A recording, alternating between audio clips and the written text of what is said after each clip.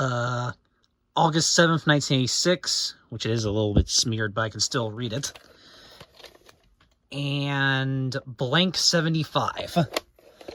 And yeah, as it turns out, this does actually have a bit of a rare closing to it, which you guys will be seeing in a little bit. But in the meantime, let's first also see the opening to this tape. Because why not? Alright, so, here we go. And, by the way, the tape is slightly damaged at the very beginning, but only slightly, thankfully.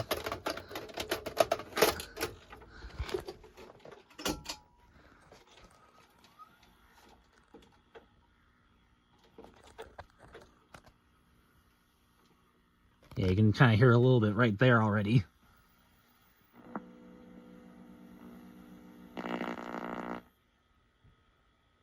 Yeah, you see, it's a couple little lines, lines right there. Probably got eaten at some point, I would assume, probably. But other than that, the rest of the tape plays beautifully.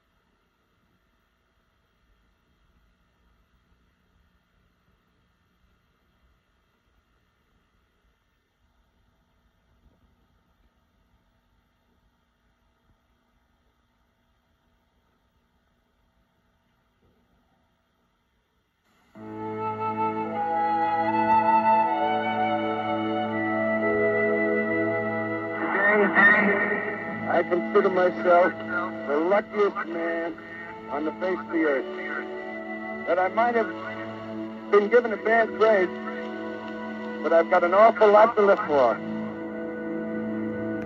My main ambition was to get along well enough with whoever I was playing with so that they would realize that there wasn't any friction because I was color and they were white. I mean, we could play together. I think that was my main ambition, was to break down that barrier, not so much for me to go to the major leagues. I just wanted somebody to take over. I didn't care who it was. Back to throw. There's a left back. I believe. The Giants won the pennant. The Giants won the pennant. The Giants won the pennant. Yeah, I knew it was gone all the way. All I kept saying was sink, sink, sink. All I remember is seeing Path go up against the wall, and then I was walking to the clubhouse. All I kept saying was, why me, why me? Why did it have to be me? On this sad day, I would like to address my thoughts to baseball fans everywhere. I am confident no one wants to strike, not the players, not the owners, and certainly not the fans. Yet we have one. There's a drive into left field. That ball is going, and out of here. Henry Aaron has just tied Babe Ruth in the all-time home run parade. You gotta start from way down the bottom when you're 6 or 7 years of age. You gotta let it grow up with you. And if you're successful and you try hard enough, you're bound to come out on top, just like these boys have come to the top now.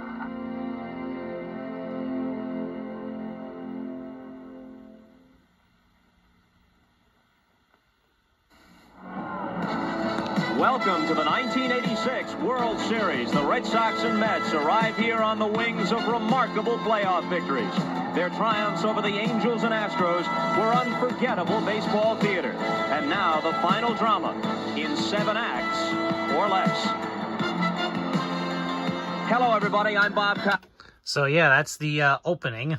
Now we're going to get to the closing, and you're going to see in a second what is so rare about the closing to this tape. So, alright, closing time.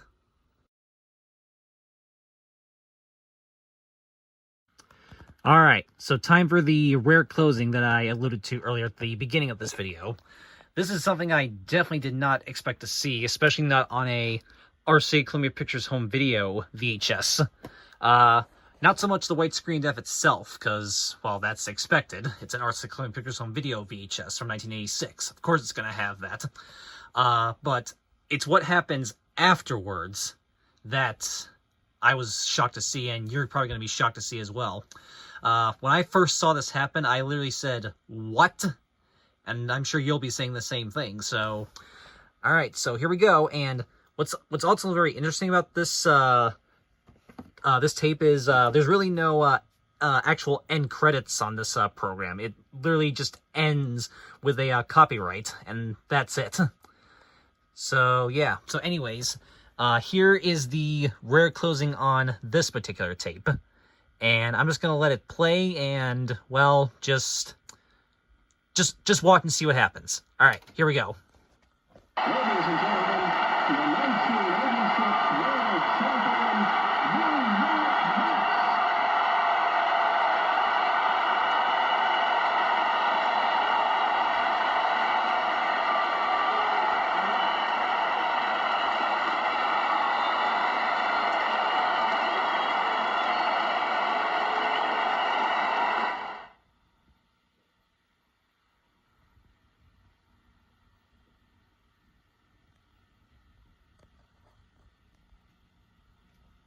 All right, yeah, so obviously the widescreen def's going to come up as it usually does, and then, again, just watch for what happens afterwards.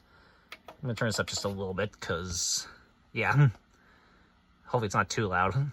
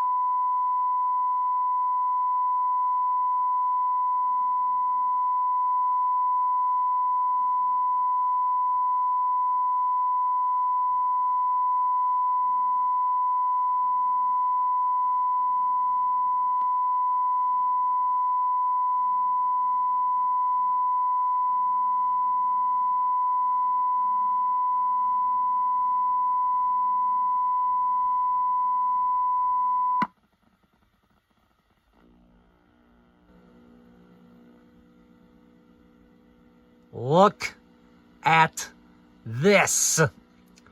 It actually goes back to black screen. Yeah. And this goes on for a solid, for actually a little over a minute, actually. Yeah.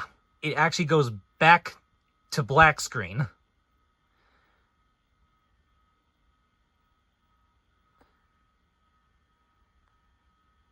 Which is actually kind of similar, now that I think about it, to the Three Stooges Rhythm and Weep tape, which is right up there.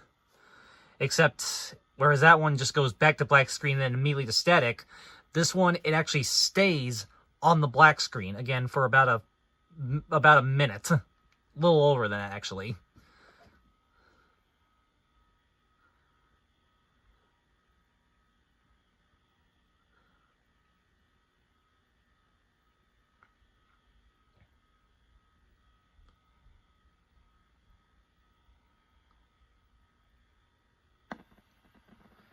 So, yep, and then, yeah, I did, there's nothing else after that, just regular static.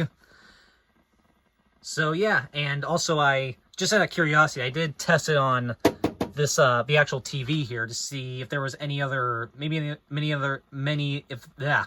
see if there was maybe any other, like, weird noises during the black screen that maybe doesn't show up on the hi-fi track, just out of curiosity, but, no, just has a silent black screen for a little over a minute. So, yeah, is that rare or what, guys? And, you know what? Just for the heck of it, we're going to rewind all the way back, and we're going to watch that whole thing over again.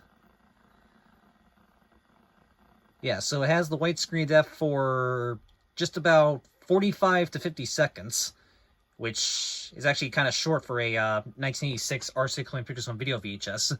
And then it goes back to silent black screen for, like I said, a little over a minute. I think it's about 1 minute and 10 seconds, I think. Yeah.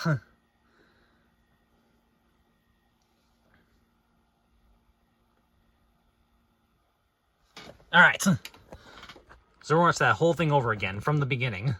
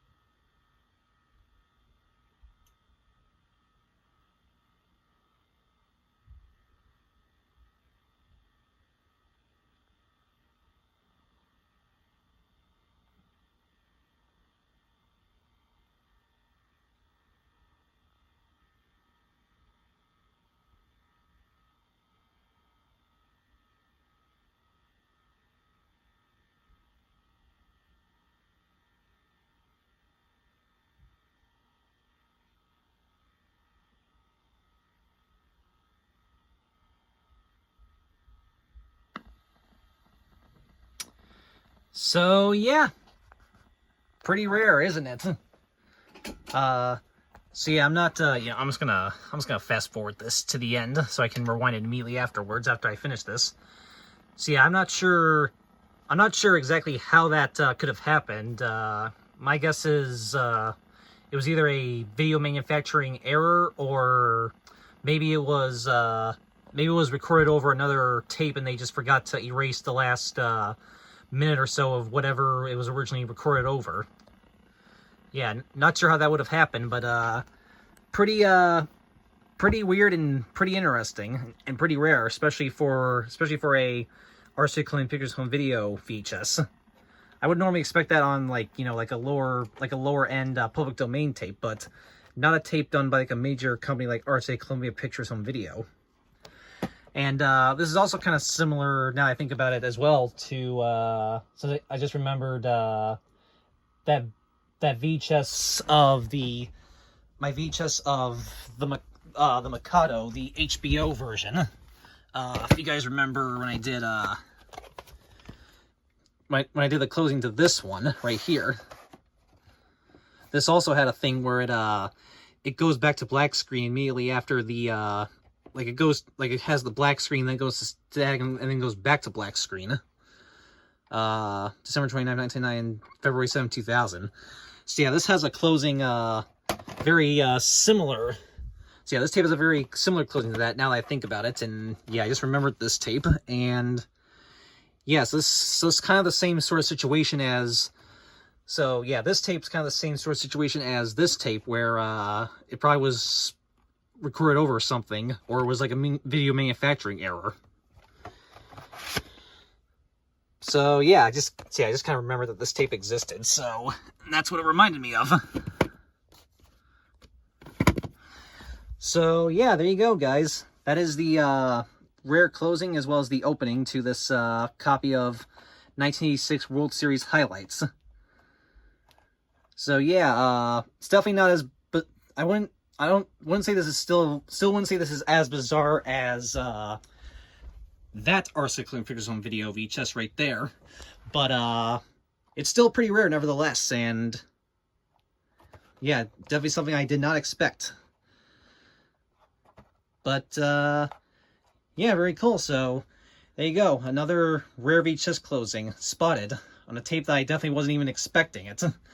It's weird, like I get certain tapes sometimes that I think are going to have rare closings on them. Like for instance, the Video Late Show tapes and a couple of ones as well that I think are going to have a rare closing but don't.